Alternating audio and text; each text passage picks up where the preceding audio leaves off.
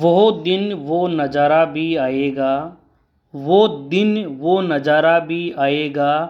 समंदर है अगर, समंदर है अगर तो किनारा भी आएगा, समंदर है अगर तो किनारा भी आएगा। जिंदगी की परेशानियों से हार मत जाना ए दोस्त, जिंदगी की परेशानियों से हार मत जाना ए दोस्त। तुझसे मिलने एक दिन, तुझसे मिलने एक दिन वो सितारा भी आएगा, वो सितारा भी आएगा। नमस्कार, गुड इवनिंग, राम राम दोस्तों, आप सभी का मेरे यूट्यूब चैनल जीके विद देव गुजर में हार्दिक स्वागत है। हम लगातार राजस्थान कक्षा 10 जो राजस्थान अध्ययन कक्षा 10 की किताब है उसका अध्ययन कर रहे हैं। उसमें पहले के 4 जो पार्ट है उसको पढ़ लिया है। आज की क्लास में अपन जो 5वां चैप्टर है वो पढ़ रहे हैं। 5वें चैप्टर में हमने मेवाड़ चित्रकला, मेवाड़ शैली तक पढ़ लिया है। आज की क्लास में जो मारवाड़ स्कूल है, मारवाड़ स्कूल के अंतर्गत कौन सी शैलियाँ आती है और मारवाड़ स्कूल की और मारवाड़ शैली की, जोधपुर शैली की और इसके अंतर्गत जो शैलियाँ आती है उन सभी शैलियों की क्या विशेषताएं हैं उनके बारे में पढ़ेंगे। और वहाँ पे कौन से चित्रकार हैं और किन राजाओं ने, किन शासकों ने इन शैलियों को संरक्षण दिया उनके बारे में आज की क्लास में पढ़ेंगे। तो दोस्तों आज की क्लास शुरू करते हैं। मारवाड़ शैली, मारवाड़ स्कूल में क्या है, मारवाड़ की चित्रकला का वैभव मूलतः जोधपुर की दरबारी शैली के रूप में देखा जा सकता है। जो मारवाड़ है वो मुख्य रूप से जोधपुर में ही, जोधपुर की दरबारी शैली के रूप में देखा जा सकता है। यानी कि जो मारवाड़ स्कूल है वो मुख्यतः जोधपुर में पनपी है, जोधपुर में पनपी है और जोधपुर के जो शासक हुए हैं उनके संरक्षण में फूली है। जोधपुर के जो शासक हुए हैं उनके संरक्षण में फली और फूली है। किंतु इसके अतिरिक्त जैसलमेर, नागौर और अजमेर के कुछ भागों में भी इसका प्रभाव दृष्टिगत होता है। यानी कि जो मारवाड़ स्कूल है, मारवाड़ स्कूल का मुख्य केंद्र तो जोधपुर रहा है।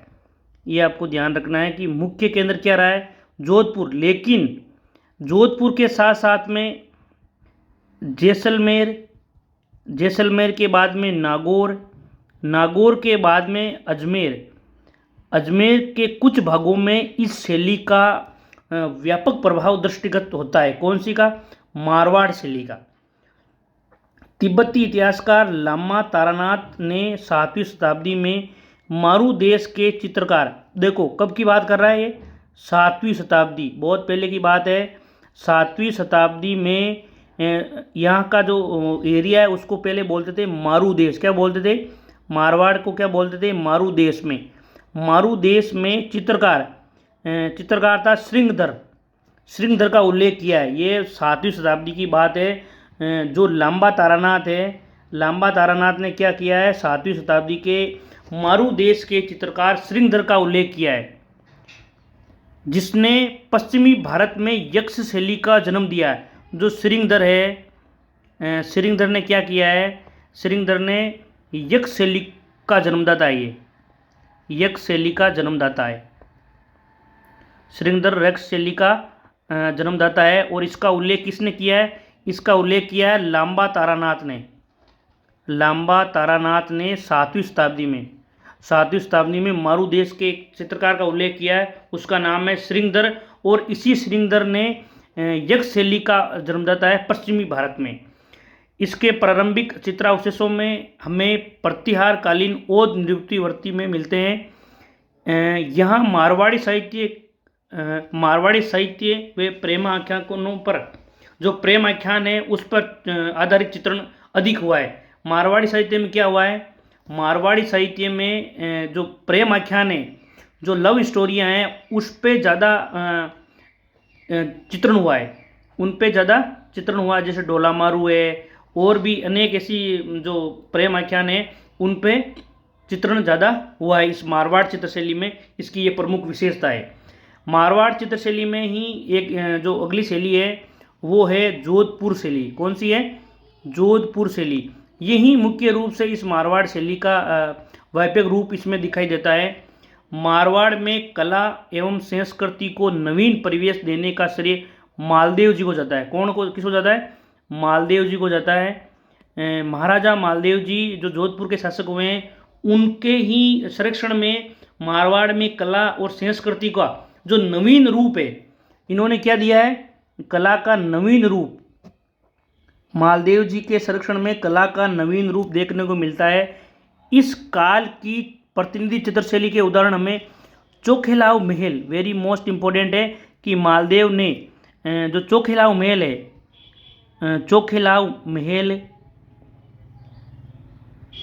चोखेलाव महल तथा एक चित्र है उत्तराध्ययन सूत्र, एक ग्रंथ है जो चित्रकला का ग्रंथ है उत्तराध्ययन सूत्र, ये ग्रंथ है, सूत्र ग्रंथ से प्राप्त होते हैं। यानी कि जो मालदेव की कलाकारी है, मालदेव के संरक्षण में जिन चित्रकारों ने कलाकारी दिखाई है, वो हमको एक तो जो चोखेलाव महल है वहाँ से, दूसरा जो उत्तराध्ययन सूत्र ग्रंथ है उससे हमको इस चित्रकला की, इस चित्रशैली की, जोधपुर शैली की जो चित्र ग्रंथ हैं उनके जो चित्र है वो प्राप्त होते हैं। सन 1610 ईस्वी में लिखित एवं चित्रित भागवत मेवाड़ और मारवाड़ की अनेक विशेषताओं से युक्त है। जो 1610 में क्या हुआ? 1610 में लिखित और एवं चित्रित भागवत, 1610 में एक भागवत चित्रित किया गया और लिखित किया गया। उसमें मेवाड़ एवं मारवाड़ की अनेक विशेषताएं हैं इस भागवत में। 1610 के जो भागवत है उसमें मेवाड़ और मारवाड़ की अनेक विशेषताएं देखने को मिलती है। 1623 ईस्वी में क्या हुआ? 1623 ईस्वी में कलाकार वीरजी द्वारा पाली के प्रसिद्ध वीर पुरुष विठलदास चंपावत के लिए रागमाला चित्रावली चित्रित की गई। 1623 में क्या हुआ? 1623 में एक चित्रकार है वीरजी ने क्या किया है? पाली में रागमाला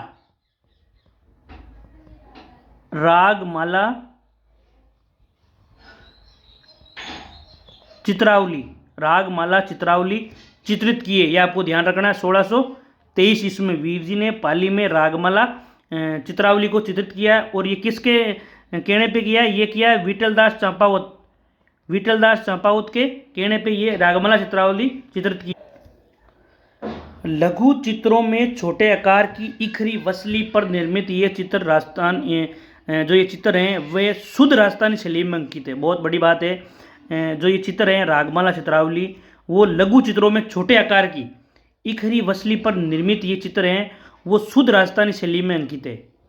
जो वीरजी ने चित्र बनाए हैं वो शुद्ध राजस्थानी शैली में अंकित है। जोधपुर शैली में एक मोड़ जो महाराजा जसवंत सिंह है उनके टाइम पे आया। महाराजा जसवंत जी हैं, जसवंत सिंह जी हैं, उनके टाइम में एक मोड़ जो एक नया मोड़ आया है वो जोधपुर शैली में इनके टाइम में आया है। कृष्ण चरित्र की विविधता और मुगल शैली का प्रभाव इस काल के चित्रों में दिखाई देता है। अब देखो इनके टाइम में दो स्थितियां आ गई है। एक तो कृष्ण भगवान का भी इनमें दिखाई देता है रूप, कृष्ण भगवान, दूसरा प्लस मुगल प्रभाव इस शैली की विशेषता बनी है। किन के टाइम में? जसवंत सिंह के टाइम में। कृष्ण चरित्र की विविधता भी दिख रही है इसमें साथ में, और साथ ही साथ में मुगल प्रभाव भी इन चित्रों में जसवंत जी के काल में दिखाई दे रहा है। महाराजा अजीत सिंह के शासनकाल में संभवतः मारवाड़ शैली के सबसे अधिक सुंदर और प्राणवान चित्र बने। जो महाराजा अजीत सिंह जी हैं उनके टाइम में सबसे बढ़िया चित्र बने, सबसे बढ़िया और प्राणवान सजीव चित्र बने। सजीव चित्रों का चित्रण इनके काल में हुआ है महाराजा अजीत सिंह के टाइम में, जिनमें सामंती संस्कृति का सजीव चित्रण प्रस्तुत किया गया। इनमें क्या हुआ है? जो महाराजा अजीत सिंह है इनके टाइम में क्या हुआ है? इनमें जो सामंती संस्कृति है उसका सजीव चित्रण हुआ है। महाराजा अजीत सिंह जी के टाइम में चित्रण हुआ है। बहुत बड़ी बात है ये। महाराजा अभय सिंह के राज्यकाल में चित्रकार ढालचंद को विशेष ख्याति प्राप्त हुई है।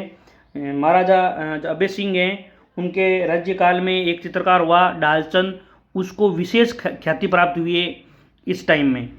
इनके चित्र महाराजा अभय सिंह को नृत्य करते हुए देखते हुए, जो महाराजा अभय सिंह हैं उनके द्वारा नृत्य देखते हुए का चित्र बनाया गया। ढालचंद के द्वारा महाराजा अभय सिंह का नृत्य देखते हुए का चित्र है 1725 ईस्वी का।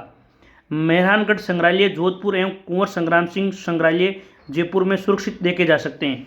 ढालचंद जी के द्वारा जो चित्र बनाए गए हैं महाराजा अभय सिंह जी के टाइम में, वो चित्र है महाराजा अभय सिंह जी नृत्य करते हुए बैठे हैं, नृत्य को देख रहे हैं, वो चित्र है 1725 ईस्वी का, जो अभी मेहरानगढ़ संग्रहालय में रखा गया है। दूसरा कुंवर संग्राम सिंह संग्रहालय जयपुर में सुरक्षित रखे गए हैं ये चित्र। इसके बाद में जो महाराजा मानसिंह हुए हैं, महाराजा मानसिंह जो हुए हैं 1803 से 1843 ईस्वी के मध्य इनका शासनकाल रहा है, ने मारवाड़ की चित्रकला को चरमोत्कर्ष पर पहुंचाया। सबसे ज़्यादा जिसने काम किया है वो है महाराजा मानसिंह जी। महाराजा मानसिंह जी ने जो मारवाड़ की चित्रकला है उसको चरमोत्कर्ष पर पहुंचाया है। नाथ संप्रदाय के अनुयायी, क्योंकि जो महाराजा मानसिंह जी थे वो नाथ संप्रदाय के अनुयायी थे, नाथ संप्रदाय के ये अनुयायी होने के कारण महाराजा ने नाथों से संबंधित ऐसे इनकी चित्र बनवाई। इन्होंने क्या किया, नाथों से संबंधित जो भी चित्र थे वो खूब चित्र बनवाए। इस समय के प्रमुख चित्रकारों में अमरदास, अब देखो जो मान सिंह जी के टाइम के चित्रकार हैं वो कौन कौन हैं, अमरदास भाटी, दाना भाटी, शंकरदास, माधोदास, राम सिंह भाटी, शिवदास आदि प्रमुख है। ये नाम आपको ध्यान रखना है कि मान सिंह जी के टाइम में और मारवाड़ और जोधपुर शैली के प्रमुख चित्रकार कौन है, अमरदास जी भाटी, दाना भाटी, शंकरदास, माधोदास, राम सिंह भाटी और शिवदास, ये मान सिंह जी के टाइम के चित्रकार हैं। दाना भाटी द्वारा निर्मित चित्रों में मारवाड़ की चित्रण परंपरा का चरमोत्कर्ष देखा जा सकता है। जो दाना भाटी ने जिस प्रकार के शानदार चित्र बनाए हैं, दाना भाटी ने जिस प्रकार के शानदार चित्र बनाए हैं वो जो मारवाड़ चित्रण परंपरा है उसका चरमोत्कर्ष है। बहुत ही शानदार चित्र बनाए हैं दाना भाटी ने। मारवाड़ यानी कि जोधपुर शैली के विषयों में प्रेम आख्यान प्रधान विषय रहा है।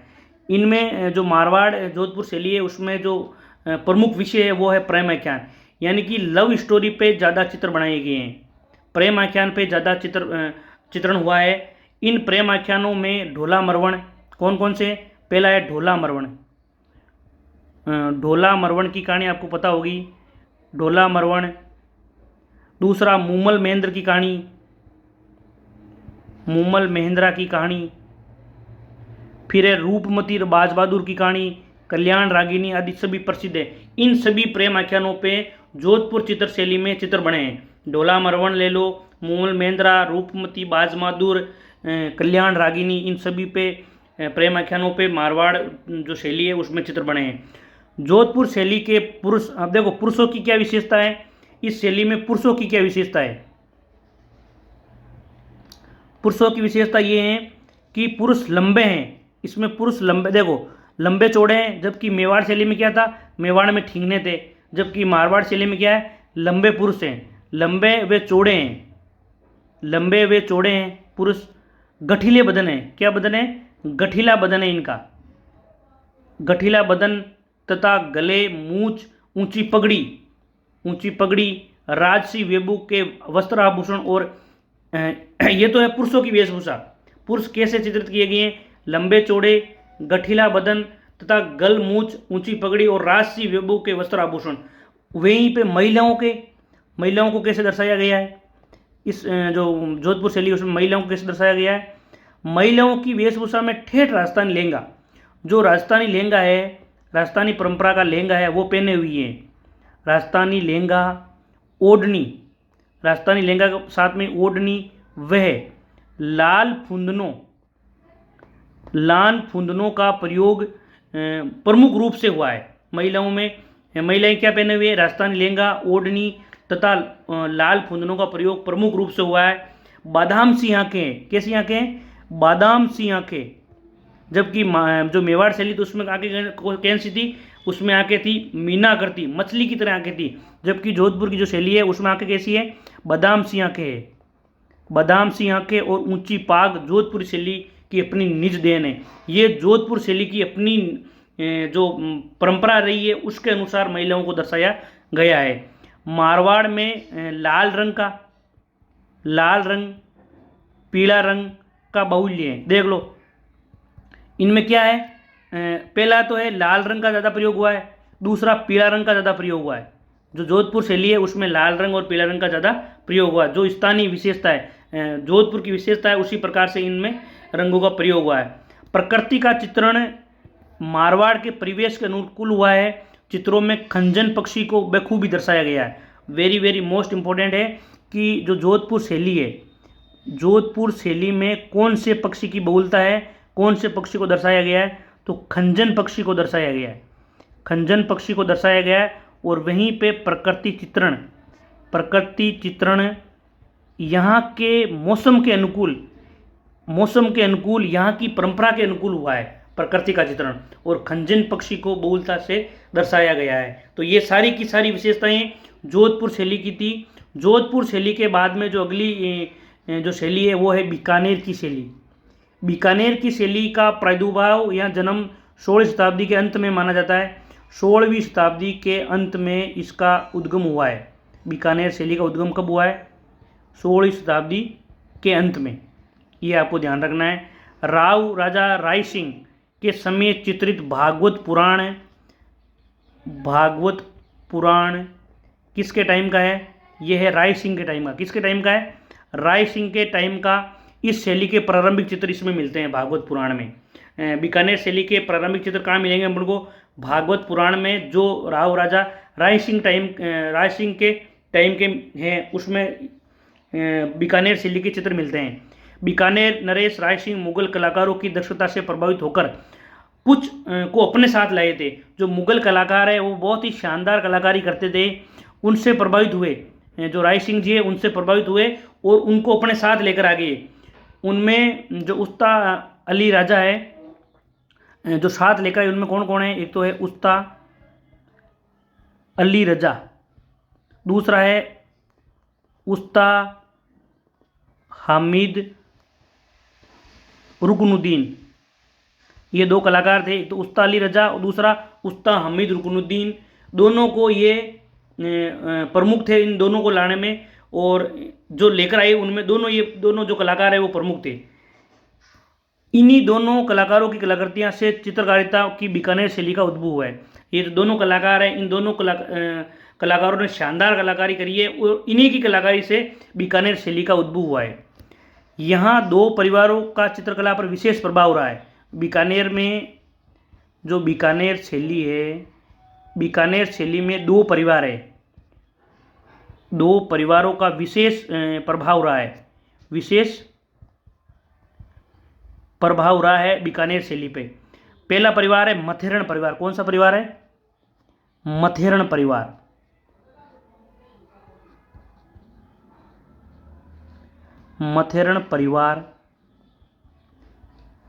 मथेरण परिवार प्रारंभिक जैन मिश्रित राजस्थानी शैली के चित्र बनाने में सिद्धहस्त था। यह है जैन समाज का परिवार। किसका परिवार है, जैन समाज का परिवार है ये जो परिवार है मथेरण परिवार, वो जैन मिश्रित राजस्थानी शैली के चित्र बनाने में बहुत ही बड़ा सिद्धहस्त माहिर था।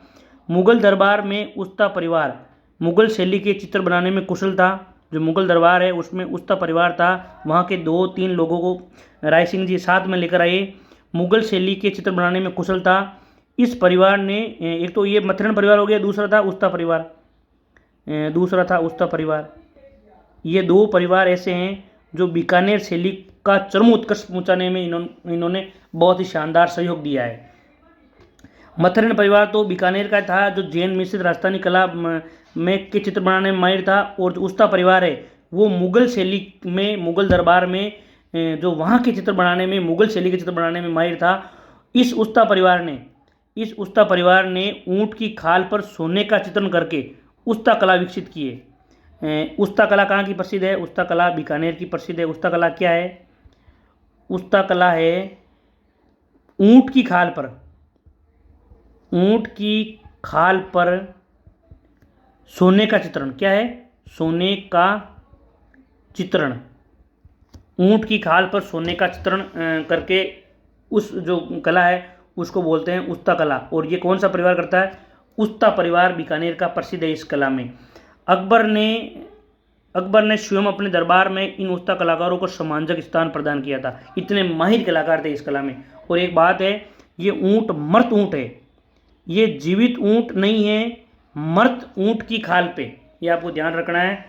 मर्त ऊंट की खाल पर सोने का चित्रण करते हैं, उसको उस्ता कला कहते हैं, ये आपको ध्यान रखना है। जो बीकानेर शैली का विशुद्ध रूप है वो राजा अनूप सिंह के टाइम से दिखाई देता है। शुद्ध रूप है ना, इस कला का जो शुद्ध रूप है वो अपन को दिखाई दे रहा है अनूप सिंह के टाइम से। अनूप सिंह के समय से इस कला का शुद्ध रूप दिखाई देता है। उनके समय के प्रसिद्ध कलाकारों में रामलाल जी, अली रजा, हसन आदि नाम विशेष उल्लेखनीय है। ये नामों का ध्यान रखना आप, जो भी चित्रकारों के नाम आते हैं उनका ध्यान रखना, वो कौन सी कला से संबंधित है, कौन सी शैली से संबंधित है, कौन से राजा से संबंधित है। तो ये जो रामलाल है, अली रजा और हसन है, वो अनूप सिंह के टाइम के थे। महाराजा अनूप सिंह के समय उस्ता परिवार ने हिंदू कथाओं, संस्कृत, हिंदी, राजस्थानी काव्यों को आधार बनाकर सैकड़ों चित्र बनाए हैं। इस समय ये शैली चरमोत्कर्ष पर थी। जो अनूप सिंह का टाइम है वो इस शैली का चरमोत्कर्ष का टाइम है। 18वीं शताब्दी में ठेठ राजस्थानी शैली में चित्र बने, उनकी रंगत ही अलग है। जो 18वीं शताब्दी है उसमें ठेठ राजस्थानी शैली अपनी, उसमें चित्र बने, उनकी तो रंगत ही अलग है। बीकानेर शैली में मुगल स्कूल के मिश्रित प्रभाव के फलस्वरूप इखरी, तनवंगी कोमल ललनाओं का अंकन, नीले, हरे और लाल, बैंगनी, जामुनी, स्लेटी रंगों का प्रयोग, शाहजहाँ और औरंगजेब शैली की पगड़ियों के साथ ऊंची मारवाड़ी पगड़ियाँ, ऊंट, हिरण, बीकानेरी रेन सेन तथा राजपूती संस्कृति की छाप विशेष रूप से देखने को मिलती है। बरसते बादलों में से सारस मिथुनों की नयना अभिराम आकृतियाँ भी इस शैली की प्रमुख विशेषता है। यहाँ फंवारों, दरबार के दृश्यों आदि में दक्षिण शैली का प्रभाव दिखाई देता है। ये सारी की सारी विशेषताएं आपको ध्यान रखनी है। ये सारी की सारी विशेषताएं बीकानेर शैली की विशेषताएं। इसमें क्या हो रहा है देखो, बीकानेर शैली में मुगल स्कूल के मिश्रित प्रभाव, यानी कि यहाँ किसका प्रभाव है? मुगल शैली का प्रभाव है। बीकानेर शैली पे किसका प्रभाव है? बीकानेर शैली पे मुगल शैली का प्रभाव दिखाई देता है। इसमें इखरी, तनवंगी, कोमल ललनाओं का अंकन है। नीले रंग में हरे, लाल, बैंगनी, जामुनी, स्लेटी रंगों का प्रयोग हुआ है। और शाहजहाँ और औरंगजेब की शैली की पगड़ियों के साथ में ऊंची मारवाड़ी पगड़ियाँ, ऊंट, हिरण, बीकानेर रेन सेन और राजपूत संस्कृति की छाप विशेष रूप से यहाँ देखने को मिलती है। यहाँ के चित्रों में बरसते बादलों में हंस, सारस, मिथुन की नयना अभिराम आकृतियाँ भी शैली की विशेषता है। इसके साथ ही यहाँ पे फंवारों, दरबार के दृश्यों आदि में भी दक्षिण शैली का प्रभाव हमको दिखाई पड़ता है। तो ये पूरी की पूरी शैली कौन सी थी? बीकानेर शैली थी। तो दोस्तों ये बीकानेर शैली के विशेष लक्षण थे। आज की क्लास में इतना ही दोस्तों। कल की क्लास में किशनगढ़ शैली और उसके आगे की शैलियों का अध्ययन करेंगे। आप यूं ही लगातार क्लास को देखते रहें। आपको यदि क्लास पसंद आ रही है तो क्लास को लाइक, शेयर, कमेंट जरूर करना दोस्तों। इस क्लास को ज़्यादा से ज़्यादा शेयर करना। यदि आप चैनल पे नए हो तो चैनल को जरूर सब्सक्राइब करना और अपने दोस्तों को भी इन क्लासों के बारे में बताना।